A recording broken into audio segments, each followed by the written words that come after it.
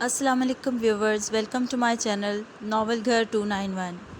Novel name Dehshat-e Hijran, writer name Haya Rajput, episode number 17. چلیں novel start کرتے ہیں.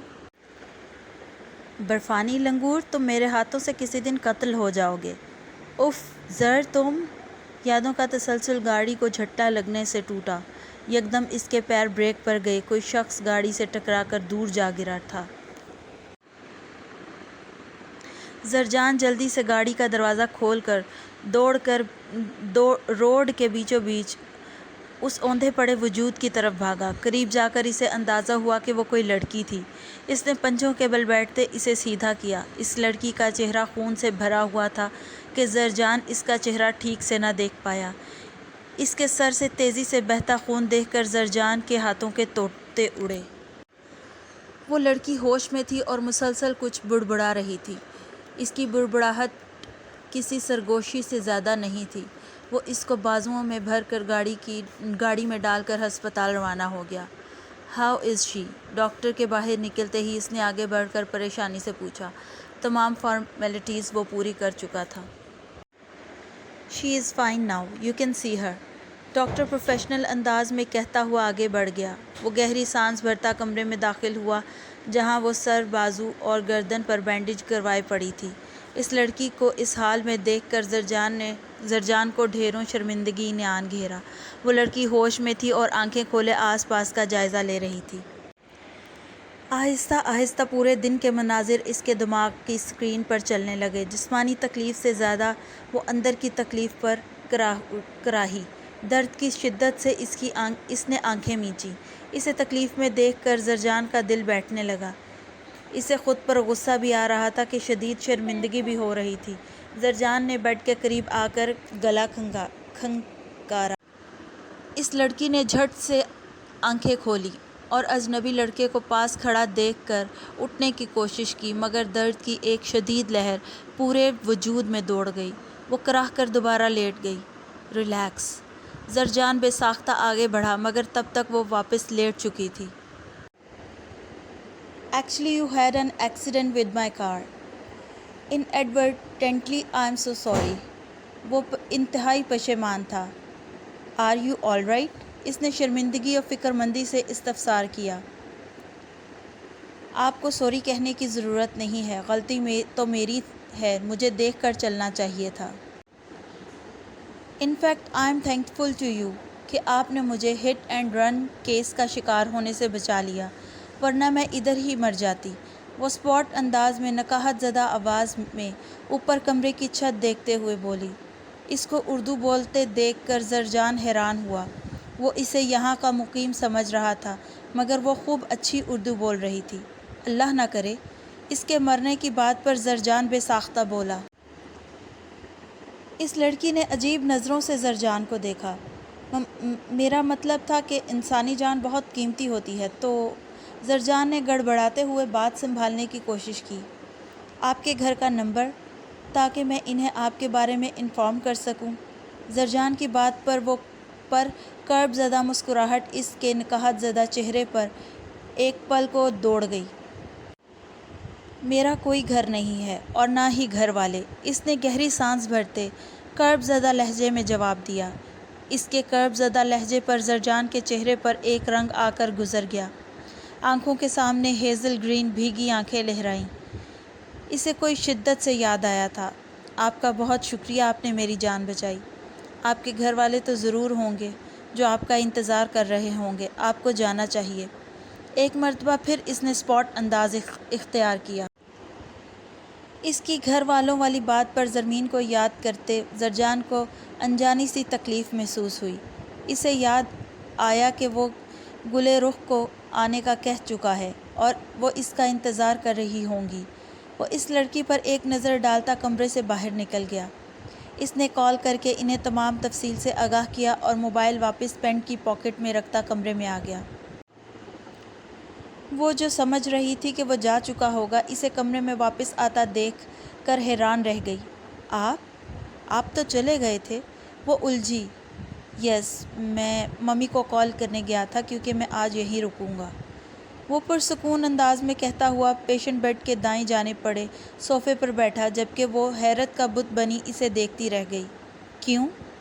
قدرے توقف کے بعد اس نے تیکھے لہجے میں استفسار کیا۔ آپ کا ایکسیڈنٹ میری وجہ سے ہوا ہے، تو جب تک آپ مکمل طور پر ٹھیک نہیں ہو جاتی، آپ میری ذمہ داری ہیں اور میں یہی ہوں۔ زرجان کے جواب پر ایک لمحے کو وہ بالکل خاموش ہو گئی۔ اس نے زرجان کے وجیہہ چہرے کو کھوجنا چاہا، جہاں گہری سنجیدگی کے علاوہ کوئی دوسرا تاثر نہیں تھا۔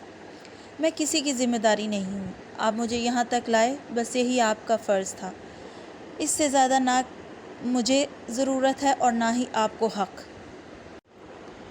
اس کی بات سن کر زرجان نے کوئی جواب دیے بغیر ساتھ پڑے ٹیبل سے میگزین اٹھایا اور اس کی ورق گردانی میں مصروف ہو گیا، گویا اس کی بات سنی ہی نہیں۔ اس کے بے نیاز انداز پر وہ حیران ہوتی غصے سے بل کھا کر رہ گئی۔ دیکھیں مسٹر، اگر آپ کو نیکی کرنے کا اتنا ہی شوق ہے تو باہر جا کر بیٹھیں، مگر میرے ساتھ ایک کمرے میں نہیں۔ اس نے ایک ایک لفظ چباتے ہوئے اس کی ہیزل گرین آنکھوں میں دیکھا۔ زرجان نے اچنبھے سے اس کا رویہ دیکھا۔ میں کسی نامحرم کے ساتھ اکیلی نہیں رہ سکتی۔ زرجان کے دیکھنے پر اس نے اسپاٹ انداز میں جواب دیا۔ اس کی بات زرجان کو برف کا مجسمہ بنانے کو کافی تھی۔ اس نے کبھی اس بات کا دھیان نہیں رکھا تھا کہ اس کی سوسائٹی میں اس بات کو معمولی سمجھا جاتا تھا۔ وہ بلا شبہ لڑکیوں سے ہمیشہ دور رہا تھا، مگر کبھی محرم غیر محرم والے مسئلے پر نظر ثانی نہیں کی تھی۔ ان کی سوسائٹی میں لڑکا اور لڑکی کی دوستی کو عام سمجھا جاتا تھا۔ اس کو سن بیٹھا دیکھ کر اس نے ایک مرتبہ پھر زرجان کو مخاطب کیا۔ ہیلو مسٹر، میں آپ سے بات کر رہی ہوں۔ اس کی آواز پر وہ چونکا۔ ہاں، آئی ایم سوری، مجھے خیال ہی نہیں رہا۔ اوکے، آپ ایزی فیل کریں، میں جا رہا ہوں۔ اگر کسی چیز کی ضرورت ہو تو میں باہر ہی ہوں۔ اس نے اٹھتے ہوئے کہا اور شرمندہ ہوتا کمرے سے نکل گیا۔ اس کے جانے کے بعد پرسکون ہوتے اس لڑکی نے گہرا سانس بھرا۔ یا اللہ، میں کہاں پھنس گئی؟ نہ جانے یہ کون ہے جو چپک ہی گیا ہے۔ اس نے آنکھیں موندتے پریشانی سے سوچا۔ بھائی جان، آپ نے پرومس کیا تھا کہ اگر میں نے ڈسٹنکشن لی تو آپ مجھے میری مرضی کا گفٹ دیں گے۔ اب تو میرا رزلٹ آئے بھی 2 دن ہو گئے ہیں اور آپ ہاتھ ہی نہیں آ رہے۔ یہ چیٹنگ ہے۔ 15 سالہ لڑکا اپنے بھائی کے سامنے کھڑا خفا سا تھا۔ او میرے شیر، میں اپنا پرومس ہرگز نہیں بھولا۔ ہم ابھی گفٹ لینے چلتے ہیں۔ اس نے اٹھتے ہوئے چھوٹے لڑکے کے کندھے پر ہاتھ پھیلائے کہا اور اس کے ساتھ باتیں کرتا کمرے سے نکل آیا۔ آپ کو پتہ ہے آج بابا آ رہے ہیں اور انہیں بھی مجھے سرپرائز دینا ہے۔ I am curious about his surprise. Crystal brown آنکھوں والا چھوٹا لڑکا پرجوش تھا۔ کرسٹل براؤن آنکھوں میں خوشی کی چمک دیکھ کر اسے دل میں سکون اترتا محسوس ہوا۔ اس نے اپنی مرضی سے بلیک BMW F900R بائیک اپنے ہاتھ سے گفٹ میں لی تھی۔ اس کا بھائی اسے اس سے مہنگا گفٹ بھی آنکھیں بند کر کے دلا سکتا تھا۔ اپنے بھائی سے گفٹ لینے کے بعد اب وہ اپنے باپ کے سرپرائز کا شدت سے منتظر تھا، اس بات سے بے خبر کہ وہ سرپرائز ان کی زندگی یکسر تبدیل کر دے گا۔ کھٹکے کی آواز پر سکندر گہری سوچوں کی دنیا سے باہر نکلا۔ ایک بلی سردی سے ٹھٹھرتی ہوئی شیڈز کے نیچے آ بیٹھی تھی۔ اس کی وجہ سے گملہ گرا، جس کی آواز سکندر کو ماضی سے حال میں لائی۔ وہ اس وقت رات کے دوسرے پہر سگریٹ سلگا کر سردی کے احساس سے کوسوں دور لان میں بیٹھا تھا۔ آج 6 سال بعد اس نے اپنے بھائی، اپنی جان کی کسی چیز کو زمین کے مجبور کرنے پر چھوا تھا۔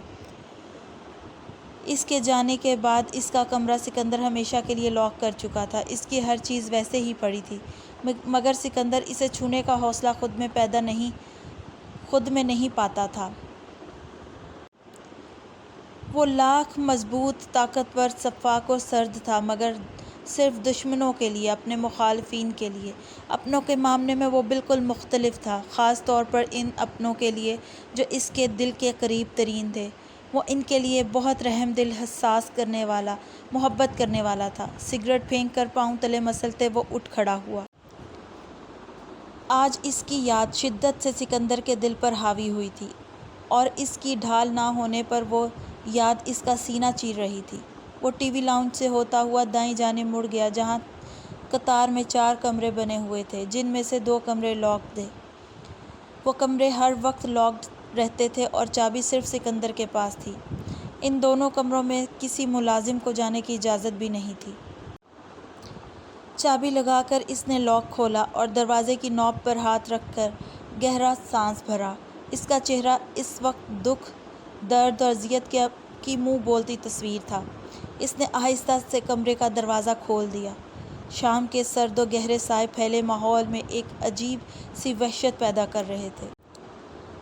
زرمین ٹیرس پر ٹراؤزر شرٹ پہنے اوپر شال اوڑھے بیٹھی کافی پیتی سکندر کا انتظار کر رہی تھی۔ اچانک ایک خیال آنے پر وہ کافی کا بھاپ اڑاتا کپ ٹیبل پر رکھ کر اندر کمرے میں چلی گئی۔ نہا کر اس نے کپڑے بدلے اور گیلے بال سکھا کر ان کو کھلا چھوڑ دیا۔ گھڑی پر وقت دیکھا جو 7 بجا رہی تھی۔ اس نے پرفیوم اسپرے کیا اور باہر لان میں آ گئی۔ 15 منٹ، آدھا گھنٹہ، سکندر کی کوئی خبر نہیں تھی۔ وہ تھک کر انٹرنس کی سیڑھیوں پر بیٹھ گئی۔ اس نے سکندر کو کال کی مگر نمبر حسب معمول بند تھا۔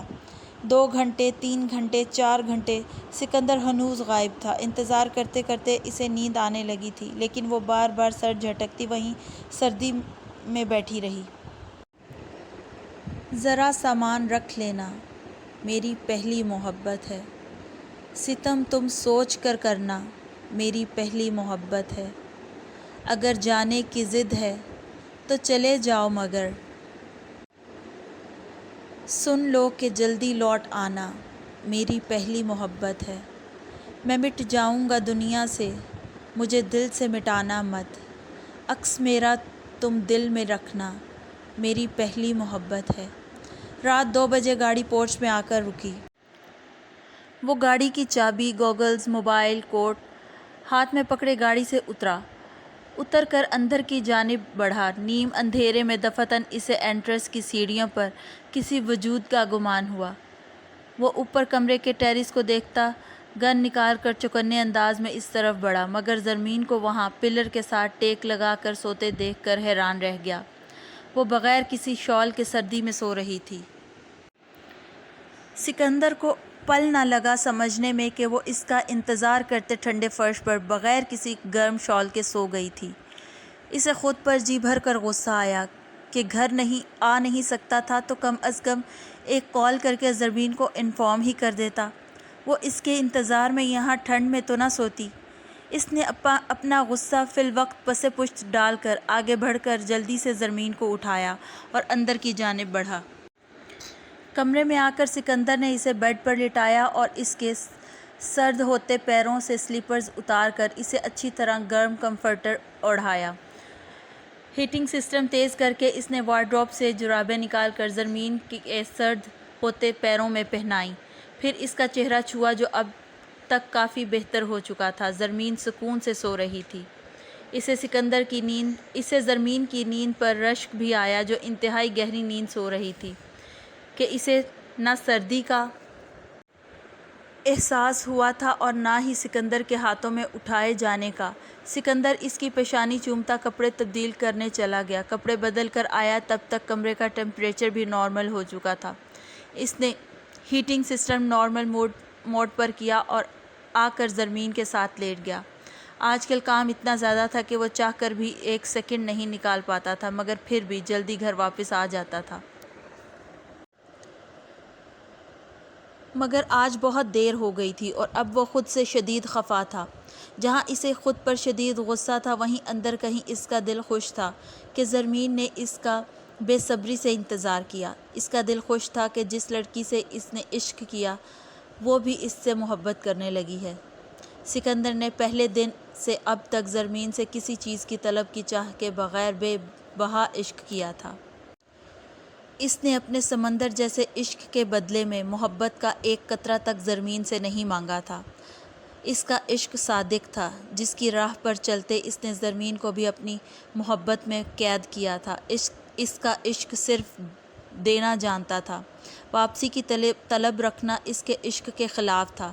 اس کا عشق اپنی بیوی کے لیے اجر کی پرواہ کیے بغیر بے لوث تھا۔ اس کے عشق نے سکندر کو تبدیل کر دیا تھا۔ سکندر اپنی اس تبدیلی پر خود بھی حیران تھا۔ وہ بہت گرومڈ، ویل بیلنسڈ، میچور شخصیت کا مالک تھا، جس میں جیلسی، پوزیسیونیس اور دور دور تک کہیں نہیں تھی۔ مگر اب وہ زمین کو لے کر اتنا پوزیسو ہو گیا تھا کہ زمین کو چھو کر گزرنے والی ہوا بھی حزام سکندر کو ناگوار گزرتی تھی۔ زمین کے منہ سے کسی بے جان چیز کی تعریف بھی اسے شعلوں پر دھکیلتی تھی۔ وہ اسے دیکھتا بار بار اس کے ہاتھ تو کبھی اس کی پیشانی چومتا رہا۔ زمین کو دیکھتے ہوئے اس کا دل چاہ رہا تھا کہ اسے کہیں چھپا دے تاکہ کوئی اسے کبھی نقصان نہ پہنچا سکے۔ اس کا دل زمین کو دیکھتے ایک عجیب سی پریشانی کا شکار ہو رہا تھا۔ جسے اگنور کرتا وہ اس کی پیشانی چوم رہا تھا۔ سرد رات دھیرے دھیرے سرکتی رہی۔ رات میں ایک عجیب سی وحشت و اداسی تھی جسے محسوس کیے بغیر وہ دونوں قسمت کے فیصلے سے یکسر انجان تھے۔ سکونے قلب تم سے ہی سکونے جاں بھی تم ہو، تعجب ہے کہ سینے میں جہاں دل تھا وہاں تم ہو۔ صبح سکندر کی آنکھ کھلی تو زمین اب تک سو رہی تھی۔ وہ اس کا ہاتھ پکڑے ہوئے ویسے ہی سو گیا تھا۔ گلاس ڈور سے آتی ہوئی سورج کی تازہ کرنیں اس کے گلابی چہرے پر پڑ رہی تھیں۔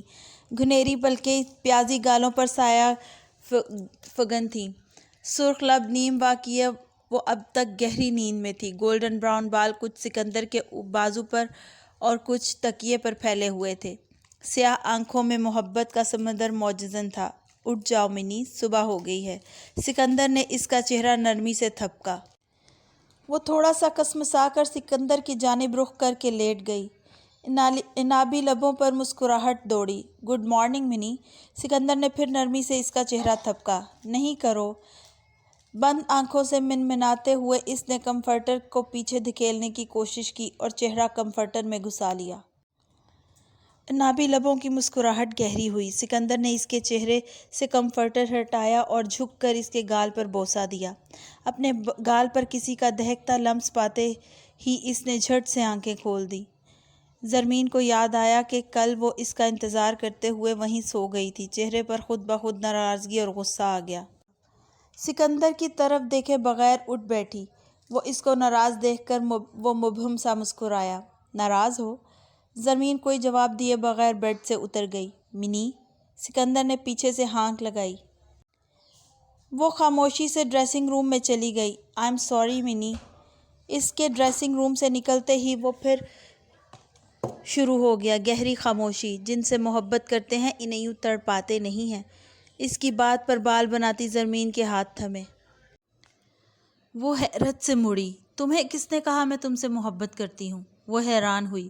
خوش فہمیاں ہوں؟ وہ استہزائیہ ہنسی۔ سکندر نے مسکراہٹ روکی۔ ابھی تو کہا کہ میں تم سے محبت کرتی ہوں۔ اس نے زمین کے سوال سے اپنے مطلب کی بات نکالی۔ وہ ششدر رہ گئی۔ یہ صرف ایک سوال تھا۔ وہ تنکی۔ چھپانے سے نہیں چھپتا کبھی یہ راز الفت ہے، پڑھی جائے جو آنکھوں سے محبت وہ کہانی ہے۔ سکندر نے شعر پڑھا۔ وہ بھنا کر رہ گئی۔ انگلی اٹھا کر سکندر کو گھورتی ہوئی وہ کمرے سے نکل گئی۔ سکندر گہری سانس بھرتا سر میں ہاتھ پھیر کر رہ گیا۔ گڈ مارننگ مس۔ آپ نے اپنا نام کیا بتایا تھا؟ اس کا نام لیتے لیتے اسے یاد آیا کہ وہ اب تک اس کے نام سے ناواقف ہے۔ زرجان کی چالاکی پر وہ اسے دیکھ کر رہ گئی۔